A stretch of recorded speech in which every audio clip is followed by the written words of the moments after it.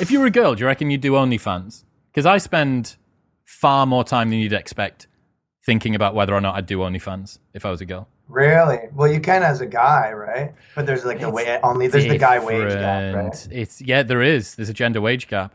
Terrifying. Yeah. Do you know what else there is that I've been talking about this on stage? But there's a red hair wage gap. I don't know if you know that, Do they where get people with more or red hair less? make less money. They make less money, and some people think it's because of the jobs they take. Like there's less money in being a carnival operator or a backyard wrestler or biting the heads off chickens.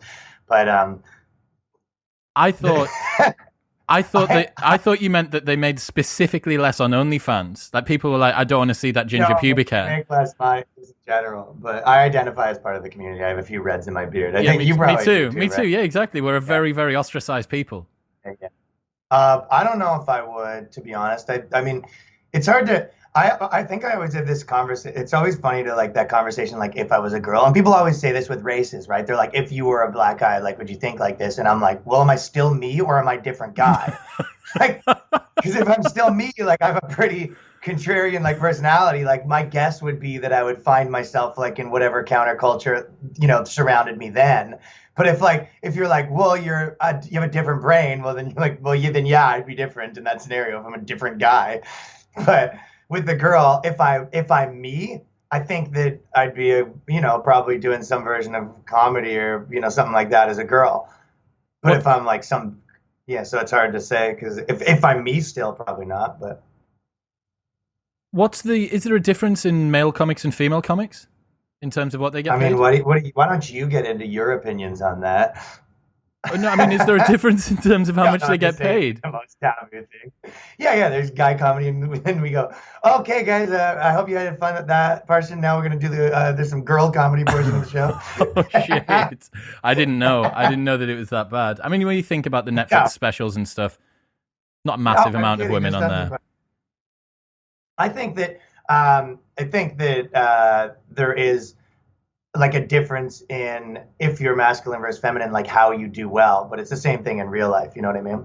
If I mean, you're commanding a room full of people. You know what I mean? So it kind of is just like a masculine art form to begin with, and people are comfortable hearing a woman talk about different things than a man. And there's like here's a perfect example. Like if you were at like a bar or something like that, and some girl comes up to you and kind of like makes fun of you, you might not feel something about that, right?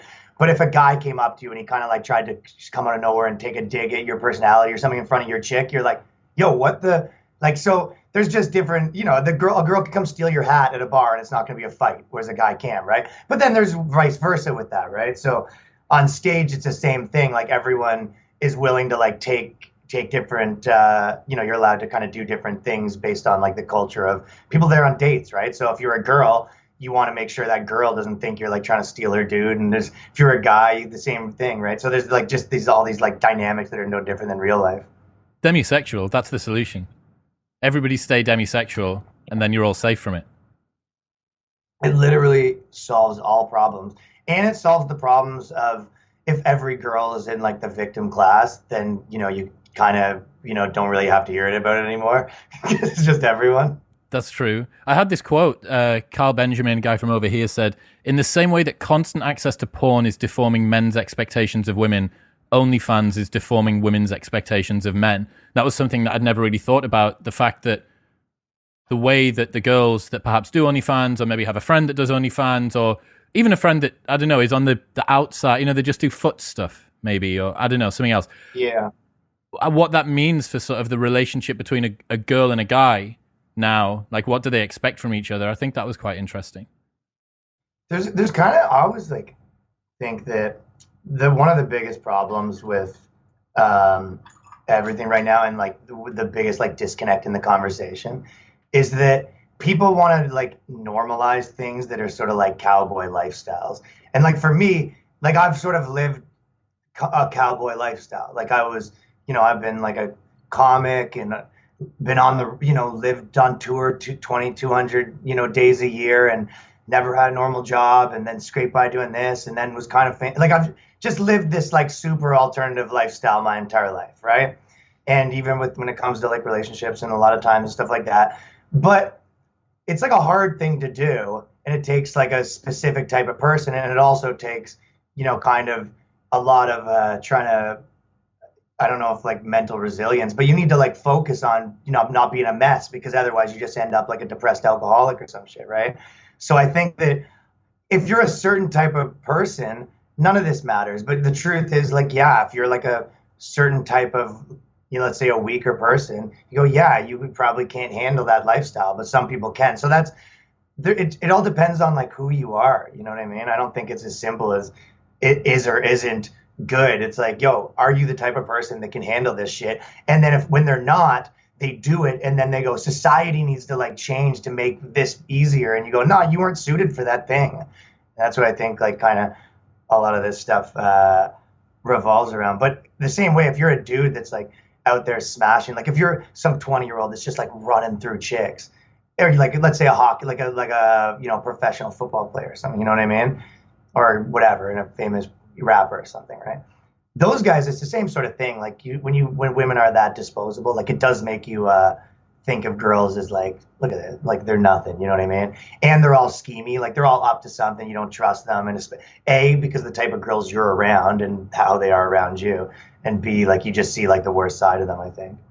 I can't remember who the rapper was. Probably, but a rapper came to Newcastle and had sent one of his assistants out into the crowd and wanted to sleep with a redhead that night.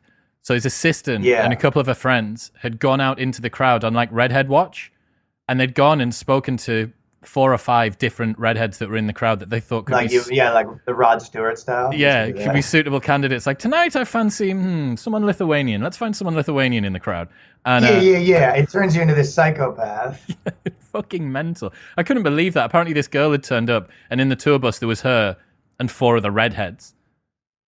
Yeah, and then the rapper is like, after much deliberation, I decided to go with fat white chick again. For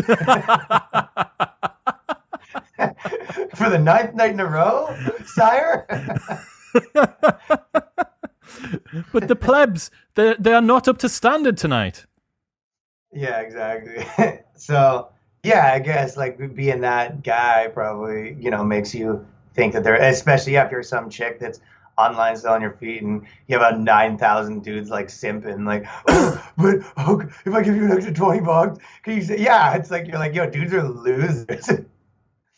But it's difficult to hold on to that, man. But I think it's interesting about having the drugs and the sex, but none of the rock and roll as a part of that. Like you can live the lifestyle. You can live the lifestyle of someone that's this sort of traveling, itinerant. Good. Yeah, no shit. Girls always could. Yeah, like there's no dude that's living the lifestyle of a billionaire without being a billionaire.